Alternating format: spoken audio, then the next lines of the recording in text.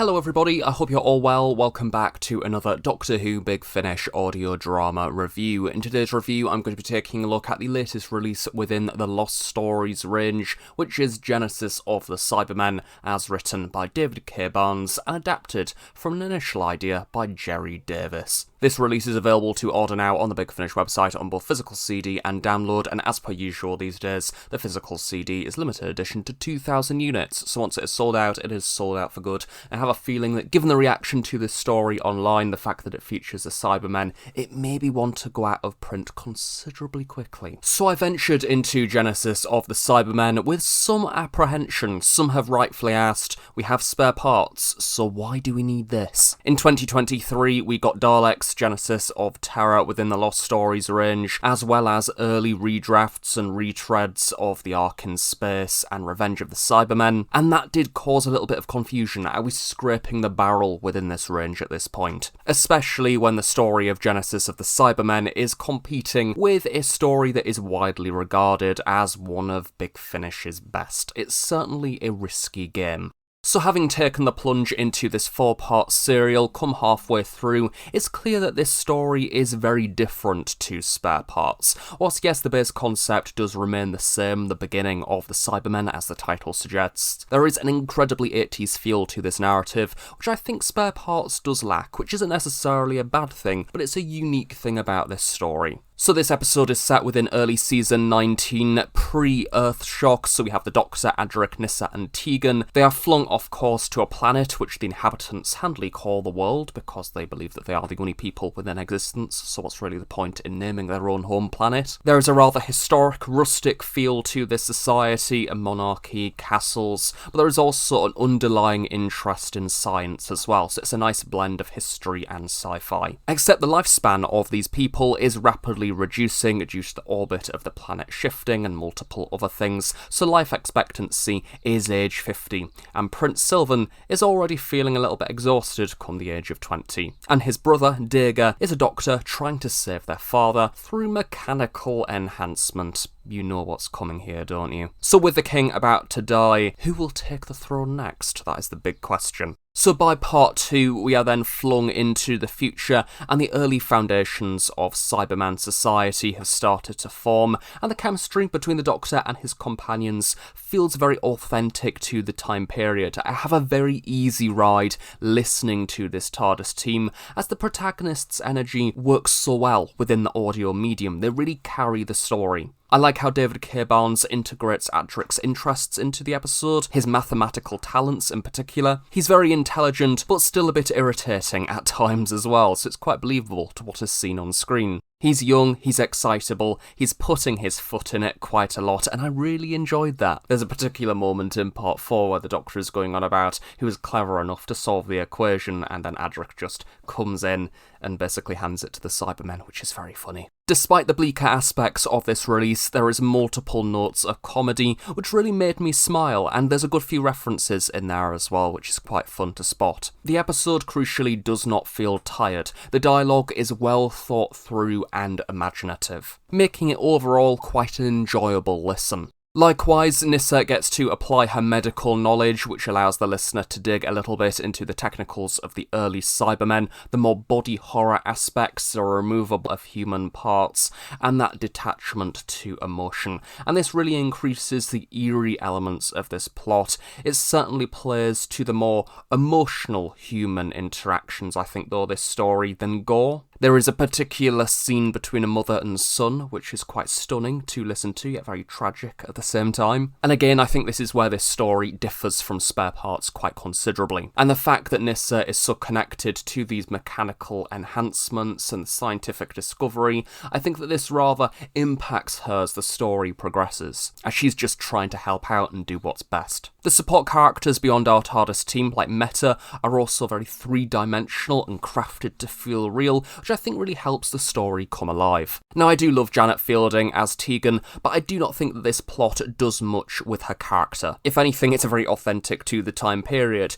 She meets the rebels, she's put in difficult situations, awaiting to be saved, but it's not a standout story for her character, really, which is a shame, but I don't really think it detracts from the story overall either. In an episode like this, which is focused on the Cybermen's origins as the crucial theme, at least one of your three-membered TARDIS trio is likely to receive less to do. It's the burden of having a companion TARDIS team this big, and I think it's often why it's not done. We faced exactly the same issue, I think, within the 13th Doctor era. It's not a great thing for storytelling, but sometimes it can be done right. But the positives that we do get from the companions, David K. Barnes' writing showcases great understanding of character motives, especially with the Doctor, Adric and Nyssa. Peter Davison has a very breathy energy to his performance, a passion for good. Despite it being on audio, it is a very physical, believable performance. He's a Doctor that I'm really enjoying listening to on audio within recent years,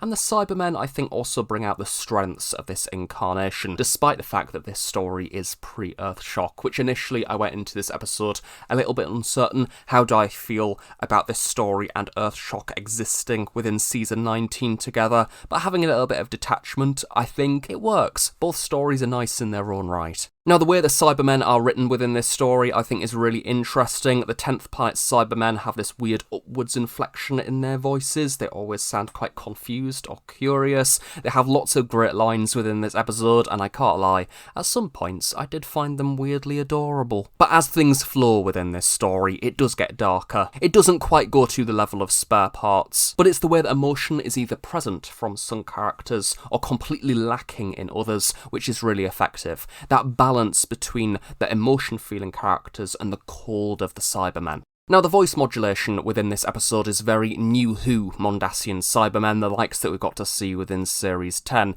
In my personal opinion, I think it is a bit too polished for my liking. Whilst I did still enjoy hearing this version of Cybermen and its slight difference to other Cybermen that we've seen throughout Doctor Who history, I would have rather had something more authentic to the less polished 10th Planet Cybermen of the 60s. Their monotone, weird, very human but dead voices. While Spare Parts admittedly also doesn't do this, there is more modulation than what we got to see within the 60s. I think the Cybermen that we hear within that story are much more creepy, and this really adds to the drama, the darkness of the drama, especially when it comes to conversation about human emotions. There is one scene within Spare Parts in particular with a robotic bird, which haunts me especially to this day, always sticks within my mind. It's just a very sinister scene, and this episode, I think, lacks that deep, sinister moment. These current voices within this episode don't quite capture that creepy nature, but they are still creepy, but not creepy enough. I do worry at times that the Daleks and the Cybermen are becoming a little bit too uniform within their voices, but don't get me wrong, I did still enjoy hearing them within this episode.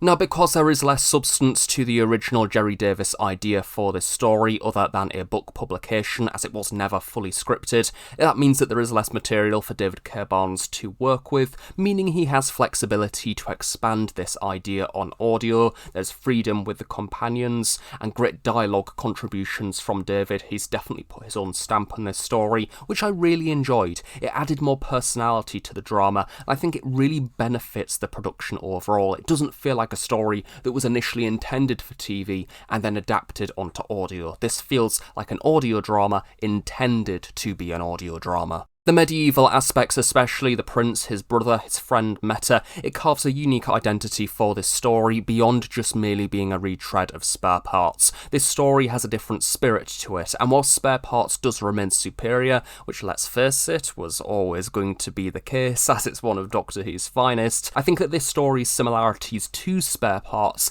didn't detract from my overall enjoyment of the story. It felt more fresh than I thought it would. I suppose in that regard it's rather similar to World Enough in Time. Both of them exist in their own right, and they both have their own contributions to make. And I think that the story's quite impressive because of that. Or even for those of you that have listened to Jubilee, it's like the similarities between that story and Dalek. There are some story echoes there, but they have their own identities, which make them both worthy of existence, and both are very strong stories in their own right. It also feels like quite a bold cinematic production action overall. It's well directed, well put together. I think it's very easy to follow. It has a good speedy pace, which I think is also quite effective for newcomers to the audio format. David Rucroft's music is also quite notable. It moves from that very 80s synthy style music to contemporary and dramatic. It's that polish that classic Doctor Who often lacks. It feels like the classic Doctor Who characters and the structure of a classic Doctor Who story, but its delivery is more suited to New Who, so it's a very unusual balance, but it kind of works. There is some very clubby music towards the end of one of the episodes leading to the cliffhanger, which really grabbed my attention in particular. Again, it helps give this story a rather bold flavour overall. So that's Genesis of the Cybermen, an incredibly worthwhile audio drama that strays far beyond merely being a retread of spare parts. It's a strong showcase of this TARDIS team's effectiveness within the audio drama format throughout a well-flowing cinematic plot and bold music which justifies this story's existence. It's a welcome release for audio regulars and audio newcomers alike.